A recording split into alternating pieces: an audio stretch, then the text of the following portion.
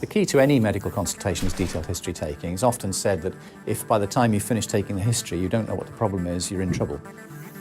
The project that we've been working on for about 4 years is to use video conferencing equipment to provide clinical consultations to people who are in hard-to-reach locations. And the location we've been looking at principally is the prison service. We bought off-the-shelf business standard video conferencing equipment, which in essence uses a large television, a standard video conferencing camera which we use for the majority of the consultation. But when we need to look at areas in more detail, we have a small handheld higher magnification camera, and it's really no different to taking a history in a face-to-face situation. The very first thing we did was to actually set up telemedicine between 2 of the rooms in the A&E department so that we could see some patients over the link and then pop next door and see them in real life and see whether we felt the information we'd got over the link was good or good enough compared to the information that we got when we saw them in real life. We then moved that slightly further afield with the GPs in Settle and tried some patients up there before we rolled it out to the prisons. We're receiving a variable number of referrals. For example, one day last week we had 12 individual referrals come in on the same day. So the service is building up in terms of volume. And it looks like this is a call that's coming now. Hi, it's Andrea here, staff nurse at Full Sutton. Hello, it's Dr. Pope from Airedale. In the room with me I've got Julie Pullman. So can you tell me what the problem is? Yeah, I've got Dina here. She's presented to me this morning with these growths that she's got in her eyes. Right. And are these things actually in your eye or on top of your eye? Where we'll have a look in a second in detail, but where do you feel they are? They're on my eyelids. On your eyelids, okay. Can you perhaps show us a more close-up picture of the eye now by switching to the handheld camera, please?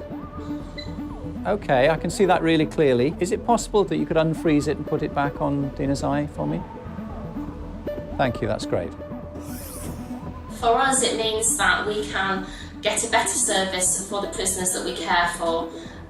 It's a high secure prison here, so it has constraints in terms of being able to get prisoners outside into the community, into the mainstream hospitals to be seen. Sometimes they don't need to go out to see an outpatient appointment consultant, and they can just be dealt with over the video link. We have lots of our patients don't go out. We refuse to go out to the local trust because they don't want to go out cuffed. They don't want to go out in, high visibility suits. And I think what we found is a lot of them would prefer to kind of go for the telemedicine route, to actually do that because it's private, it's a clinical consultation and it's no embarrassment. A lot of them actually quite like the idea of being on camera. And also, obviously, from the health point of view and the financial point of view, that it saves a tremendous amount of money. For us, if a nurse has got access to the recommendations of a consultant readily, either for trauma or for the second opinions, and it gives us a lot more confidence. The prison nursing staff, I think, find it very reassuring to know exactly what needs to be done with a patient, so that they know it's the right decision that a patient needs to go to hospital to have x-rays done. And sometimes we're able to reassure them that it's not necessary and the patient can just be reviewed in a week or so later to see what their progress is. I'm a nurse myself, and I just know it's that confidence that you need to say, I'm sending them out or I'm not, because you make the wrong decision and it can have really serious consequences for the whole of the healthcare team. That's right. I mean, this is we're talking about safety and raising standards. We're not trying to bring anything in on the cheap. This is something that's going to raise standards, make things easier for the doctors and the nurses involved. And as long as this is just another link in the chain of improving our overall care, then it should be encouraged.